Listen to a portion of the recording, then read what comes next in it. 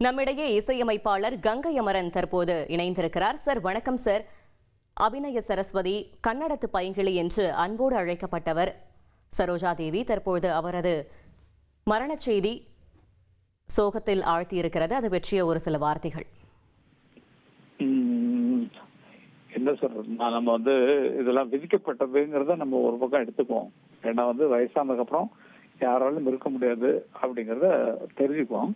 ஆனால் சில மரணங்கள் நம்மளை பாதிக்கும். அந்த வகையில இந்த இவங்களுடைய இழப்பு நமக்கு ரொம்ப பாதிப்புன்னு சொன்னா அவங்க இருக்கிறாங்கிற ஒரு சந்தோஷம் இருந்தா எனக்கு சமீப காலமால ஒரு 10-12 வருஷமாவே அவங்களோட நெருங்கிய பழக்கம் எனக்கு உண்டு. ஏன்னா ஃபாரின் நாங்கள் கச்சேரி போகும்போது அவங்களும் சும்மா ரெஸ்ட் டைம்ல அங்க வந்துருந்தாங்க லண்டனுக்கு.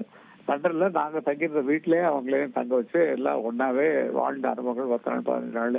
அதே மாதிரி எப்போ எந்த ஊருக்கு போறாலும் உங்களுக்கு தெரிஞ்சு வந்தாங்கன்னா அங்க தங்கிக்கிறான்பாங்க. அதே மாதிரி நான் சொல்லி ஏற்பாடுலாம் பண்றது அவ்வளவு ஒரு நெருக்கமான ஒரு பழக்கம் உண்டு. இங்க சென்னைக்கு வீடு எடுத்ததுக்கப்புறம் வீடு இங்க எடுத்திருக்கான்னு வட்டியினர்ல சொன்னாங்க. அங்கெல்லாம் போய் பாக்குறது பேசுறது அந்த மாதிரி ஒரு நெருக்கமான பழக்கம் எனக்கு நானே கிள்ளி பார்த்துக்குவேன். ஏன்னா சரோஜமா எவ்வளவு பெரிய ஆர்டிஸ்ட், ஐயோ பானுமதி எங்களுக்கு எங்களுடைய கொடுப்பனை நினைச்சு நாங்க சந்தோஷப்படுவோமா. ஏன்னா அவங்கள்ட்ட போனா எனக்கு என்னன்னா எனக்கு என்ன வேலைன்னா எனக்கு கங்கை அமரன்னு எடுத்தீங்கன்னா பாட்டு பாடிட்டே இருப்பேன். யாரும் இருந்தாலும் எம்ஜிஆர் அவங்கள்ட்ட போனாலும் பாட்டு பாடிட்டு இருப்பேன், சிவாஜி பாட்டை போனாலும் பாட்டு பாடிட்டு இருப்பேன், ஜெமினியா பாட்டை போனாலும் பாட்டு பாடிட்டு இருப்பேன், சரோஜமா பத்மினி அம்மா அமெரிக்காலே போய் பாடிட்டு இருக்கேன். பாட்டு அவங்க பாட்டெல்லாம் ஞாபகப்படுத்தி பாடலாம், அவங்களுக்கு சந்தோஷம். அதே மாதிரி என்ன பார்த்தாங்கன்னா நீங்க வாங்க உட்காருங்கட்டு பாட்டை அவங்க ஞாபகம் இருக்க பாட்டெல்லாம் சொல்லுவாங்க. சொல்லிட்டு பாடுங்கன்னா அது பாடிட்டு இருக்கோம். அந்த மாதிரி எனக்கு வாய்ஸ் வரமாட்டேங்குதுன்னா இல்லம்மா நீங்க எல்லாம் வாயை செய்கிறது தான் கரெக்டா இருக்கும், நீங்க உங்களுக்கு சுத்தி இல்லாம அப்படிங்கிற மாதிரி கிண்டல் கேலியும் நான் பண்ணிட்டு இருக்கோம். அவ்வளவு தூரம் நெருக்கமானவங்களை இழந்தது மனசுல ஒரு வருத்தம் இருந்தாலும் இந்த வயசான காலத்துல அவங்க வெளியே வராம அங்கேயே உள்ளே உட்காந்துட்டு எப்பயாவது தெரிஞ்சவங்களுக்கு மட்டும் பார்த்துட்டு அப்படி இருக்கு. ஏன்னா சில காம்ப்ளெக்ஸ் இருக்கும், ஐயோ என்ன இந்த கோலத்துல எப்படி வெளியே போறதுங்கிற மாதிரிலாம் இருக்கும். ரொம்ப வயசாயிடுச்சு இல்லையா அவங்களுக்கு. அதனால அவங்க வெளியே அதிகமா வராம இருந்தாங்க. இருந்தாலும் அப்பப்போ சந்திக்கக்கூடிய வாய்ப்பு எனக்கு கிடைச்சது. இந்த இழப்பு திரைப்பட உலகத்துக்கு இழப்புன்னு நான் சொல்ல மாட்டேன். ஏன்னா அவங்க இப்ப நடிகல, அவங்க நல்ல ஒரு நடிகையாக இருந்து பலருக்கு பாடம் அவங்கள பத்தி கிண்டல் பண்ணி கூட பல பேர் கோபால் நல்லா பேசுவாங்க.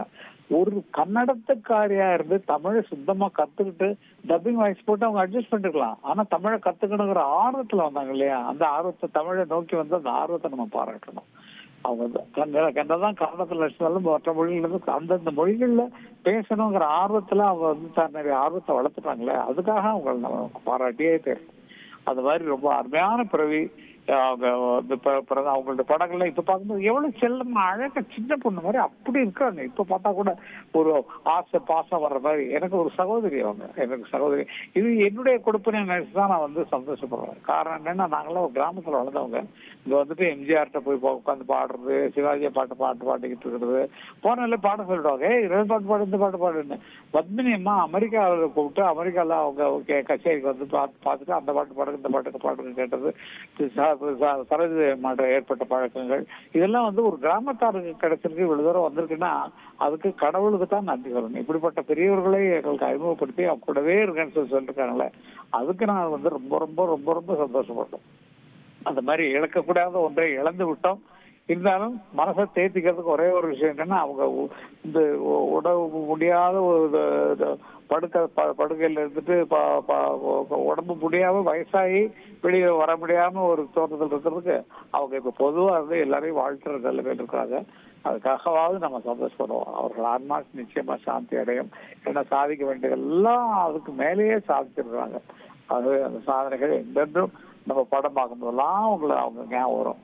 பார்க்கும்போதெல்லாம் அந்த மாதிரி அவங்க நல்லா வாழ்ந்தாங்க, நல்லா வாழ்ந்துட்டு தான் இருக்காங்க. இப்ப கூட அவங்கள ரொம்ப கஷ்டப்பட்டு போகல, அவங்க சந்தோஷமா போயிருக்காங்க. ஆகவே அவங்களுடைய ஆசி அவங்களுடைய ரசிகர்களுக்கும் என்னை போன்ற நான் நெருக்கமான நண்பனா இருக்கிறதுனால என்னை போன்றவர்களுக்கும் நிறைய நிறைய கிடைக்கும் என்கிற ஒரு நம்பிக்கை எனக்கு உண்டு. அவர்கள் நிச்சயமாக ஆன்மா சாந்தி அடைந்து அவர்கள் ஒரு நல்ல நிலையோடு இணைந்திருப்பதாக இருந்ததுதான் எனக்கு சொல்ல வேண்டியது. என்ன சொல்றது, ட்ரெண்ட ஃப்ரெண்ட் ஆக்கிக்கோங்க. தந்தி டிவியின் சப்ஸ்கிரைபர்ஸ் அண்ட் ஃபாலோவர்ஸ் குடும்பத்துல நீங்களும் இணையுங்க.